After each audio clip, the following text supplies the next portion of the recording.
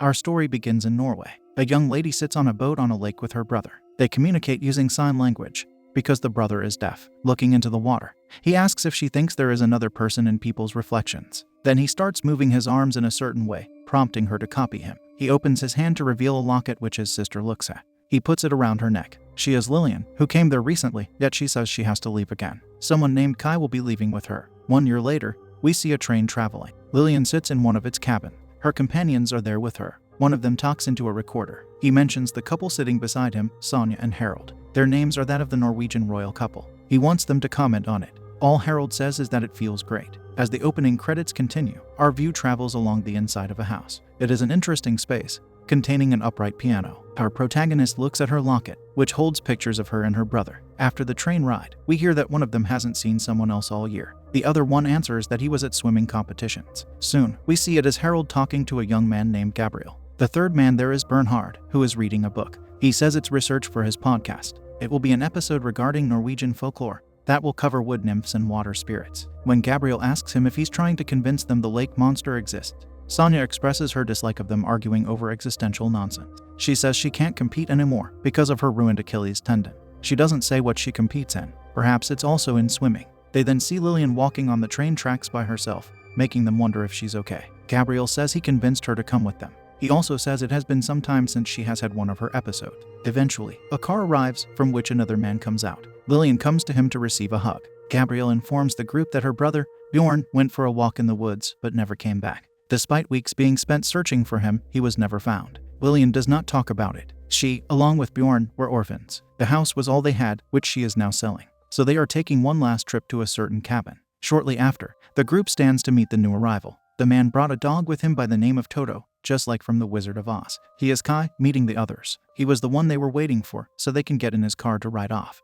The next scene has the group arriving at the aforementioned cabin. Lillian is troubled because she perceives someone in the window. Turning away to look again reveals that no one is there anymore. Toto has a hard time entering the house for some reason. Animals are always the first ones to sense a problem. After that, we see 4 of them jumping into the lake. Lillian sits watching them. She looks in the water to vaguely see someone's face in it. Just like the image in the window, it soon vanishes. Bernhard comes to her, saying the water is warm. He also asks her how deep the lake is. Lillian says that nobody knows. Some think it's bottomless. Bernhard is simply fascinated with the view of the place. He mentions something called Stendhal syndrome. It is when someone is moved by art to the point that they lose touch with reality. He wonders if that will work while looking at nature too, because it almost makes his head spin. Eventually, the entire gang is sitting there, with Kai being the last one to join them. Bernhard wants to ask him a few questions for his podcast. He starts by saying he heard the lake is special. Kai restates special to mean haunted. He doesn't know if it is. Bernhard heard that someone went crazy there. That prompts Kai to tell a story about a man named Gruvik, who lived in a cabin nearby in the 1920s with his wife and son.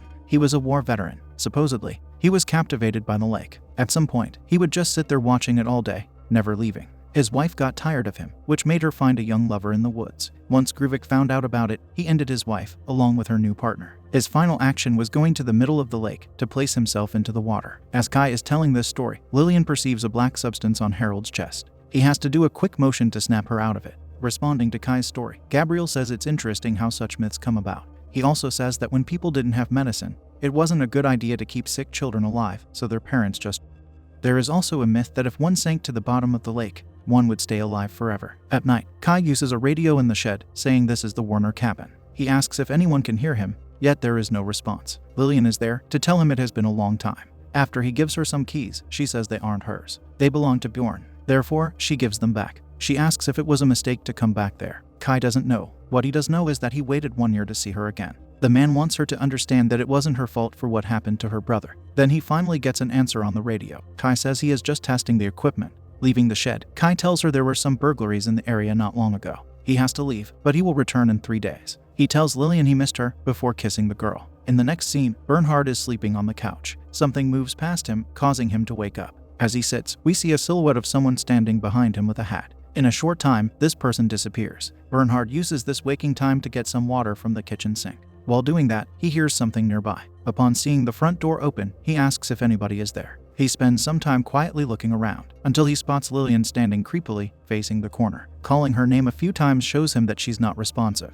Soon enough, Sonia comes to them, wondering what is going on. She informs him to never wake up a sleepwalker, because if she is dreaming of having her life, she may lose her life for real. Afterward, Sonia lightly takes her friend to start walking with her in the other direction. Later at night, it looks like something enters the cabin, and we watch from its point of view as it moves throughout the place. It settles on looking at a picture of Lillian with Bjorn. While she sleeps, a substance that looks like it could be blood starts appearing on Lillian. However, it looks too dark to be blood. A door then opens in the mirror, showing Bjorn standing there. We also see him getting claimed by the lake right before Lillian wakes up. She goes downstairs to be the first to sit at the table, which is already set up with food. It doesn't take long for the others to start joining her. For some reason, there is dirt on the floor. When Gabriel arrives, he asks if Lillian made breakfast. She did not. Now we start wondering who it may have been. Gabriel pours some water from the faucet into a glass, water that looks black to Lillian. He starts drinking it, making her hand involuntarily shake. She probably knows she is hallucinating, or else she would have stopped him. Harold is the last to join them, having something written on his forehead. Sonia wonders who set the table up. That prompts Lillian to look at a plate with unfinished food. Now that the table setting problem is alive in everyone's mind, Bernhard says he's not taking another bite until he knows who made breakfast. Sonia says Lillian was sleepwalking last night. She says this to imply the possibility that Lillian could have made breakfast without knowing it. Following this, Bernhard starts choking. The group becomes worried about him, but he's just being a prankster. He responds to their disapproval of such a joke that he's trying to lighten the mood. At that moment, Lillian leaves the cabin. Harold wonders if Lillian made breakfast in her sleep. A lot of uncertainty exists among them. Sonia tells Harold that a word is written on his forehead. Bernhard says it's Dao, the Norwegian word for deceased. Yet Harold doesn't seem to mind. The next scene has Lillian hanging sheets outside to dry. Through the sheet's slight transparency, she witnesses someone standing behind it. Although moving it to the side shows her no one is there. Then Gabriel comes to her. He says he knows it's painful for her, but she has to let it go. Soon, they start kissing. Feeling that it isn't right, they both stop. He wants her to know that he came on this trip for her. After that, we see two other people kissing on the dock, Harold and Sonia. He asks if she knows what she will do this autumn,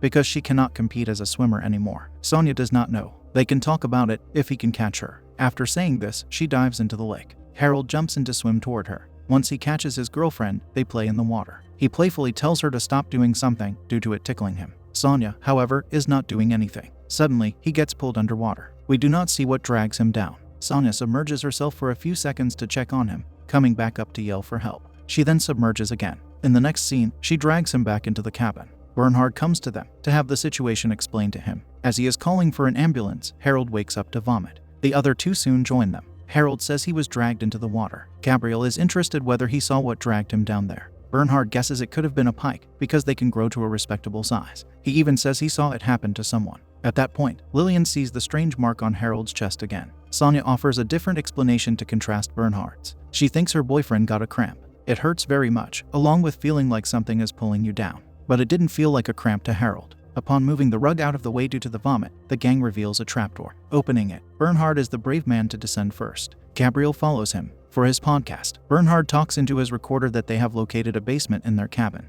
While he is busy talking, the lights suddenly turn off. They turn back on in a few seconds. Gabriel uses the opportunity to scare Bernhard. Lillian comes down too. She never knew there was a basement in this cabin. She sees something there that looks like it is growing on the wall. In the meantime, Bernhard finds an odd book that he looks through. For some reason, he doesn't want anyone else to see it, so he hides it in his shorts. Lillian continues to look at that thing that looks like a vine. It seems like it's bleeding. Watching it causes her to be covered in the same dark blood. The other two are also covered in it, though her perception soon reverts to reality. Then she sits at the dock, watching the lake. She drinks some medicine there. Alongside her is Sonia, who says Harold is okay now. When she was a lifeguard, she saw that sort of thing all the time. Lillian believes she should not have come there. The thing she was worried about has already begun. The troubled girl shares her past with Sonia by saying that during their childhood, she and Bjorn were at an orphanage for a long time. She never told anyone that she got foster parents, but not her brother. It upsets her that she went with them, leaving him behind. She just wanted to get away from that place very much. In doing so, all she could hear is Bjorn crying.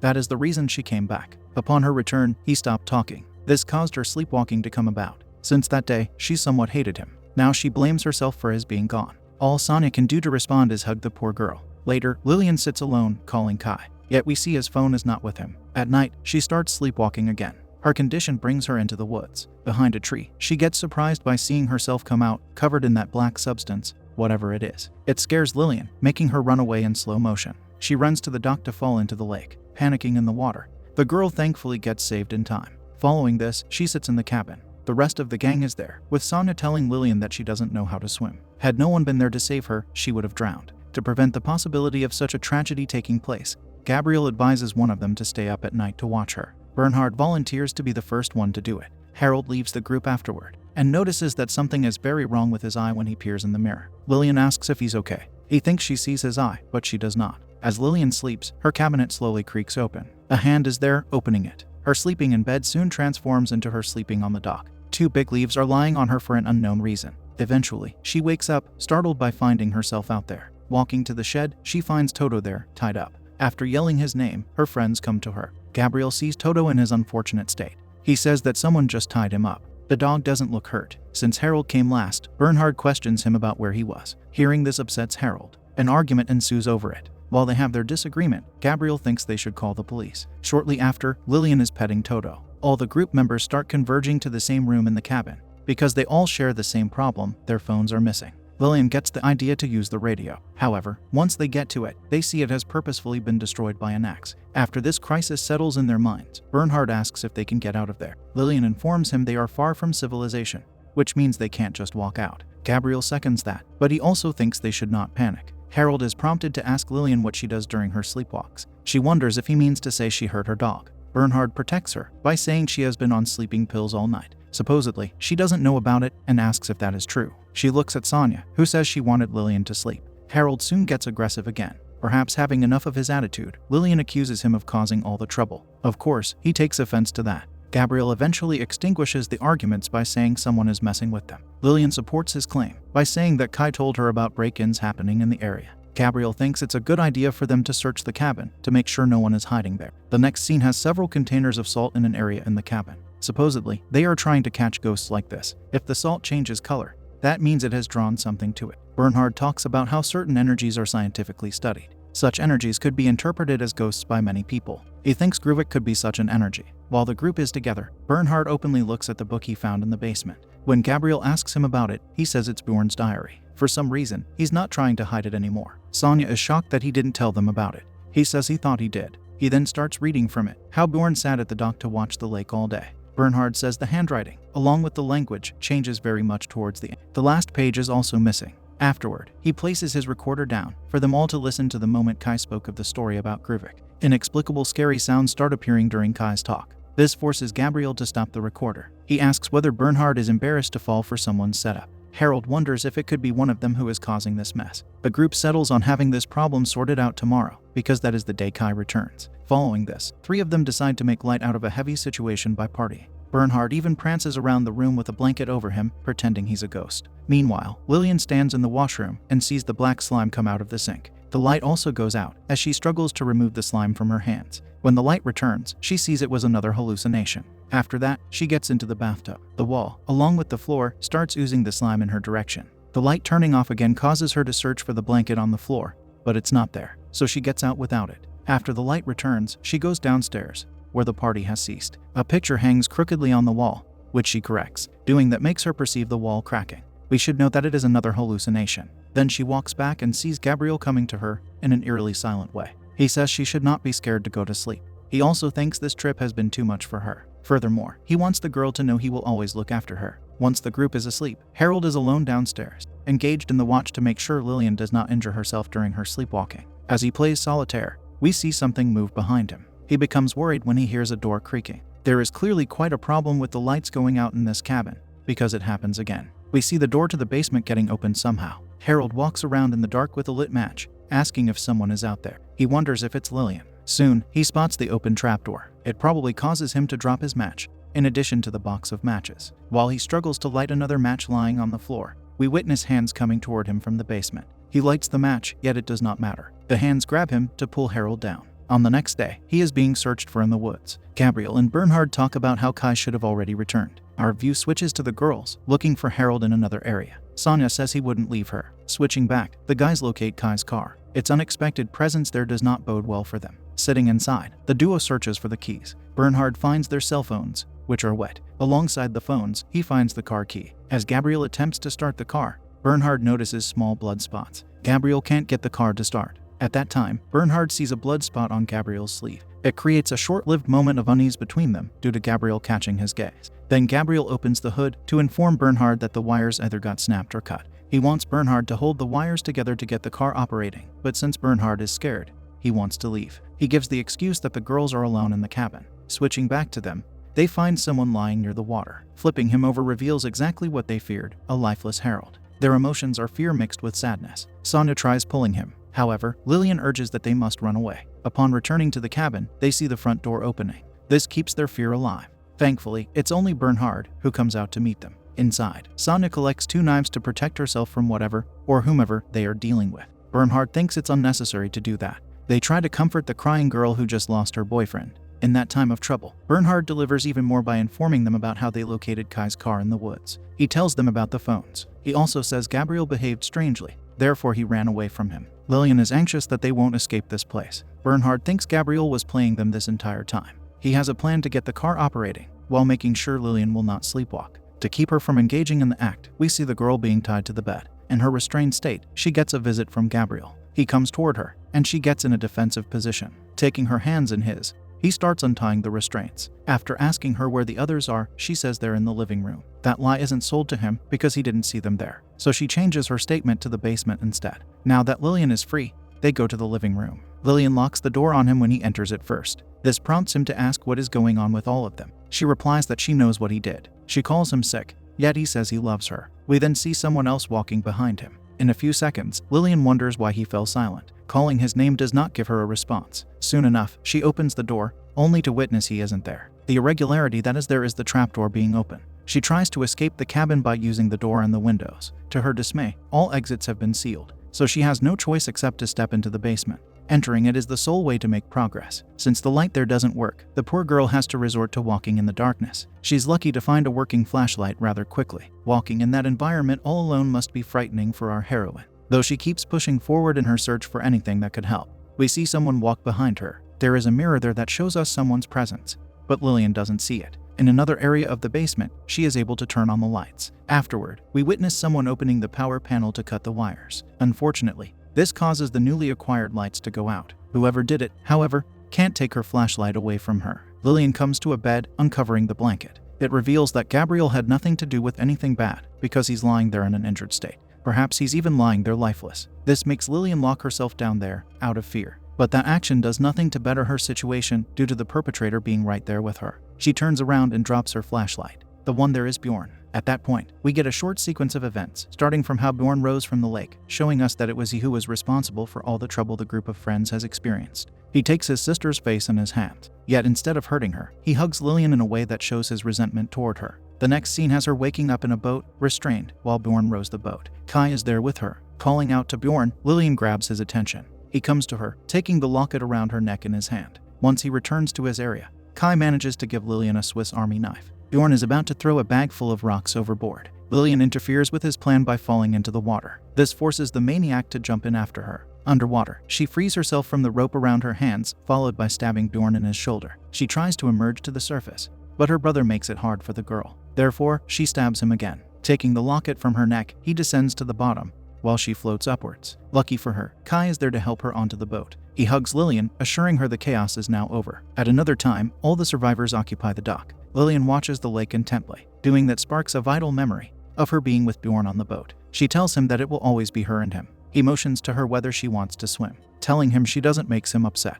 Soon that turns into aggression, with him pulling her toward him. He even starts choking her. Fortunately, she uses an oar to knock him on the head, causing bleeding in addition to sending him into the water. He tries to get back up, yet the lake claims him. Traumatized, our heroine lies on the boat in the fetal position. From that memory, we learn it was she who sent Bjorn to his grave. Back in the present, the black slime is there on the dock, just beneath Lillian. It starts making its way up her leg, prompting Toto to bark at her. Her eyes show that she is now the newly infected individual. Having destroyed Bjorn, she is destined to take his place. The final scene takes us back into the cabin one last time, where we observe a picture of a young boy and girl. It is very likely Bjorn with Lillian.